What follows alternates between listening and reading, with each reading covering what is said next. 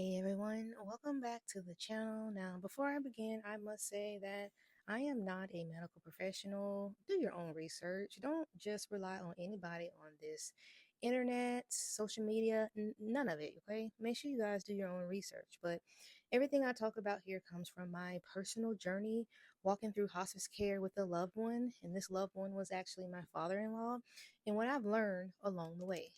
My hope is that by sharing my experience, it can bring comfort, understanding, and peace to someone who may be facing the same or similar situation. Hospice can be a really emotional word. It's often one that we don't want to hear. Okay. It's often one that we automatically associate with death. Like when I heard the word hospice, I used to think that whoever was on hospice was about to die that week. And it was always negative and scary. And after seeing my grandma on hospice for 9 months, taking care of my father in law, who was on hospice right at about 6 months, and seeing people and hearing people on and off hospice for a year or two, the word hospice is still a bit scary, but it's not completely negative. I've come to understand that hospice isn't about giving up, it's more about shifting the focus from curing to caring. It's care that helps bring comfort, dignity, and support in the final stages of life. Instead of the aggressive treatments or hospital stays, hospice really focuses on managing pain, easing symptoms, and creating moments of peace. And this is both for the person who is ill and for the family. Let's break it down. Hospice helps people live as fully and comfortably as possible during their remaining time. Usually, when a doctor certifies a life expectancy of 6 months or less. Hospice does consist of a hospice team.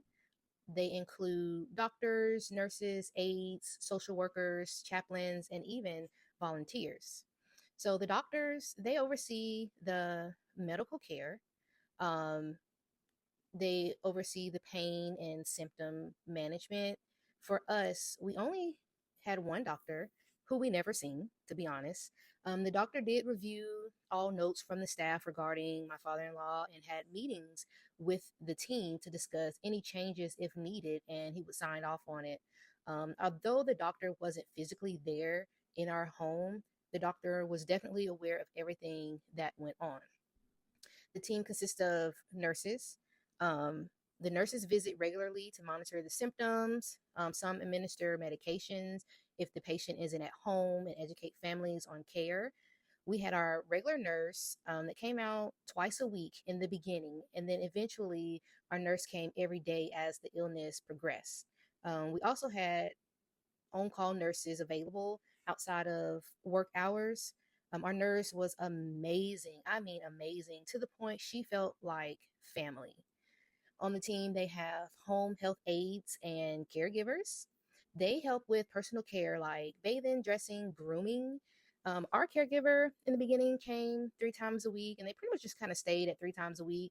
They did ask, do we want more? But my father in law wasn't really up on getting a good bath or wanting to get out the bed the further the illness progressed. So we just kept it at 3 weeks. At first, we had a male. My father in law requested a female because he said that the male was too strong and rough, which it was true. But my husband really believes that he just didn't want a man bathing him or helping him with things like that. No matter how gentle you were with my father in law, just the slightest touch can cause severe pain. Now, the hospice company, they didn't have any problems assigning a female.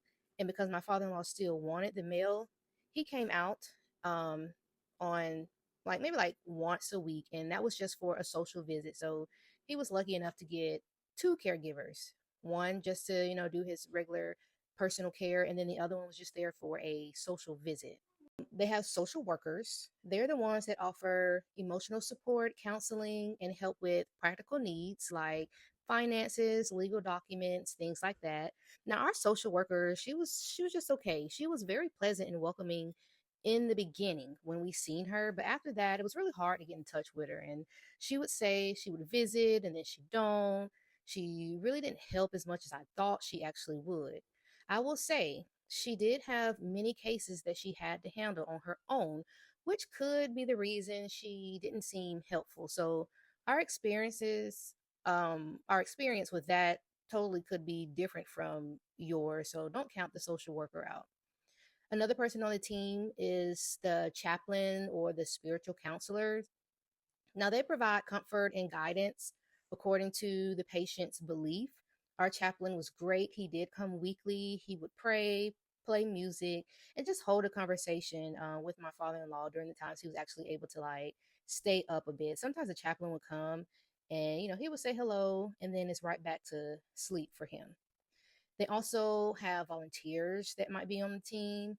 They may offer companionship, they might run errands, or even provide like a short term relief for the family caregivers. We actually did not utilize any volunteers. They thought about it towards the end, but we actually didn't go through with it. And then the last person on the team would be the bereavement counselors. They're the ones that support the family after the patient's passing. And this is often up to a year for most companies. Now, although we haven't utilized this service yet, I do plan to check it out to get a better understanding of bereavement counseling and how it works. I've dealt with death many times, but never checked out a counselor. And unfortunately for me, I'm one of those that pretty much holds in pain, which, y'all, I know it isn't a good thing, but it is something that I am aware of. So, where does hospice care happen? Okay. Hospice care can be provided in different settings. Home, which is the most common, that's where the patient feels most comfortable. That's where my father in law did his care at home. They have hospice centers, they have nursing homes and assisted living facilities. So they can go to a nursing home and then hospice will come to the nursing home while they're there. And then they have hospitals, they have a designated unit for hospice in some of those hospitals. So, what does hospice even provide? The hospice programs typically um, cover the pain management and symptom control. So, they provide medication for pain, nausea, anxiety, shortness of breath, things like that. We actually had the medication brought to the house, so there was no need to go to the pharmacy. Anytime he was low on medication, the nurse would put the order in. Of course, the doctor would have to sign off on it, and then the medication was brought directly to the house in my hand, and I did not have to leave out for any reason. They also provide medical equipment and supplies. So that's your hospital bed, oxygen tank, adult briefs, a wheelchair, gloves, and the list goes on. And I'll definitely create another video for that. Everything was brought the first night he was home, and anything that needed to be returned was picked up after his death. Now, I know death can be hard for many, but please, guys, try not to give the people picking up these items a hard time. Yes, I know it may seem insensitive that they're picking up the items like a couple of days after your loved one is gone, but remember, they have a job to do and they're just doing their job, and they are not the ones that caused your loved one to leave. Hospice also provide 24/7 on-call support.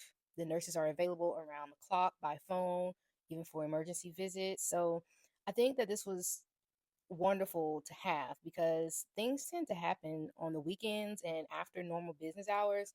And I had to call them many, many times because of things that have happened. And they determined whether or not it was something where a nurse needed to come out and check up on him. They also provide personal care. They help with the daily activities, the caregivers. So they help with bathing and feeding. So every staff member, not just the caregivers, every staff member that visited the house always helped or offered to help with my father in law. It's like I said, things like feeding, dressing, sitting with him so I could finish up something really quick, maybe to finish up cooking or something. If I needed to give him his meds, they would help with giving his meds. And they would even go outside for a walk if he was kind of agitated and they had the time. They would go do a quick walk with him to get him a bit settled down. They provide emotional and spiritual support. This is not just for the patient, but it's for the family as well. Okay. They provide respite care. Now, respite care is a short term stay for the patient. This is up to 5 days, and this is in a facility. It gives the caregiver you rest. Now, this service here is amazing. It allows you to do whatever you need to do for those 5 days without having to have your full attention on your loved one. So, if you want to use those 5 days to rest, rest. If you want to use those 5 days to handle business you couldn't do, like set appointments or something, do that. And when you do it, do not feel guilty about doing this, okay?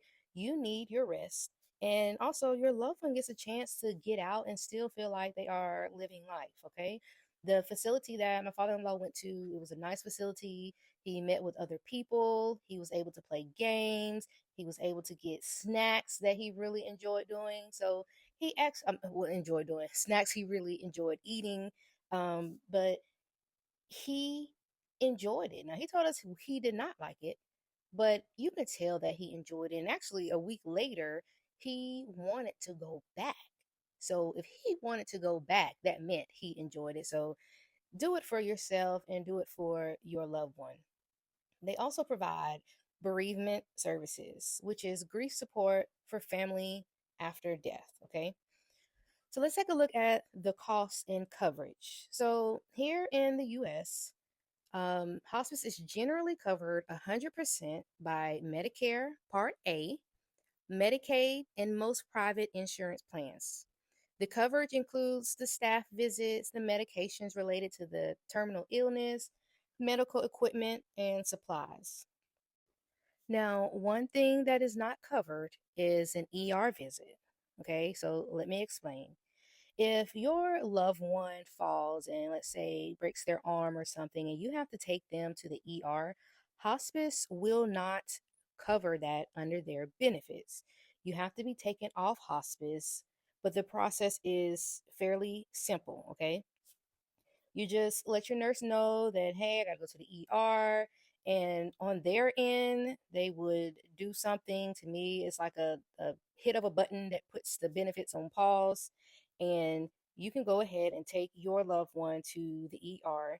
You provide them with their private insurance. And then everything is billed under their private insurance, not hospice.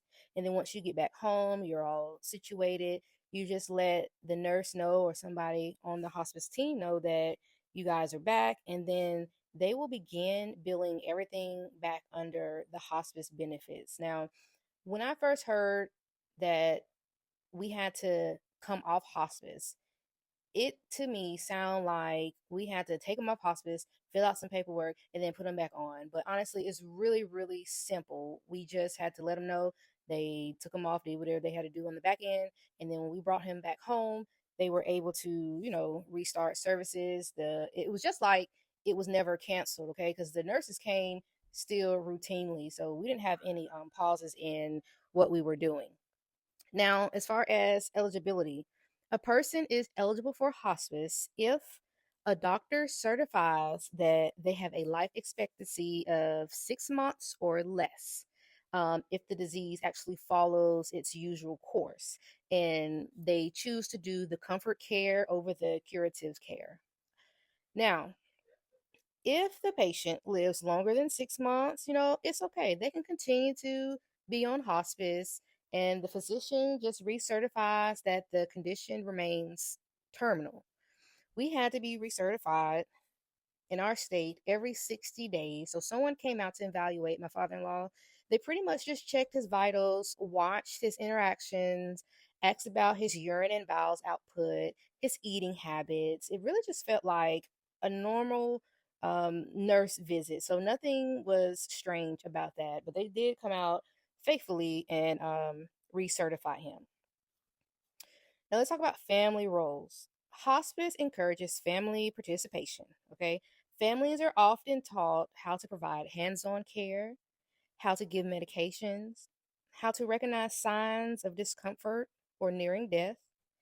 Hospice aims to empower families while providing full support so no one feels alone during this journey. And honestly, I can say we really did not feel alone during the journey. Now, after the death, that was something different. Um, they do say that they're here for you, but it really didn't feel like it afterwards. And we haven't used the bereavement services, so maybe if we used that, it would definitely feel like somebody was, still with us. But there was quickly, right after his death, the nurses, they checked on us, but right after that, it was it. It's kind of different when you connect with somebody. Okay, I know that they're there doing their jobs, but certain people, you just connect with them, and then once you realize they will no longer be there, it kind of breaks your heart a bit. So just know that that is something that could happen. But I would assume if you guys use the bereavement services, you wouldn't feel that way, and I wouldn't feel that way. So let's talk about end of life and the after death support. The hospice staff helps families to understand what to expect as the body begins to slow down.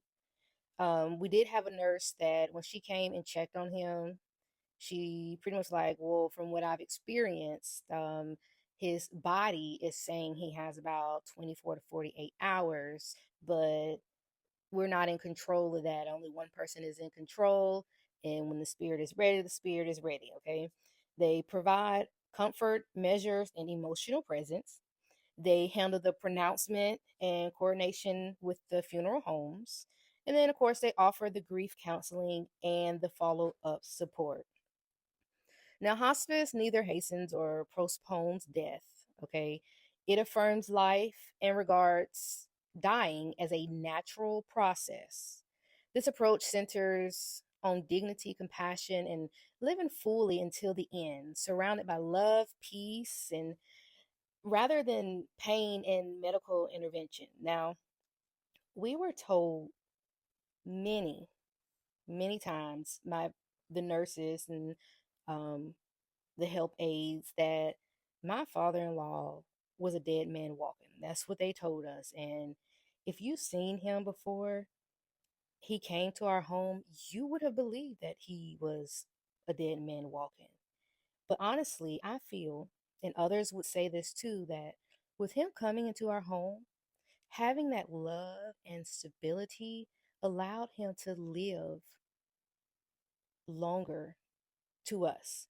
You know, he physically was able to live until he couldn't live anymore. And that is one of the greatest things that I adore when it comes to hospice, because it's not only family members that are loving on these people that are ill, it's also people that they don't even know. Okay. And it means a lot. And I know it means a lot because my father in law would ask me to call some of the nurses. Like on the weekends, he'll say, hey, can we talk to such and such? He wanted them there. Okay. Hospice isn't about, counting days, the days that are left. It's about making each day count. Okay, creating calm moments, sharing good memories, because we had some good memories, and finding strength in love and presence, living in the now. It's a reminder that even in the hardest moments, there is still space for grace, laughter, and connection. If you're caring for someone in hospice, please know you are not alone.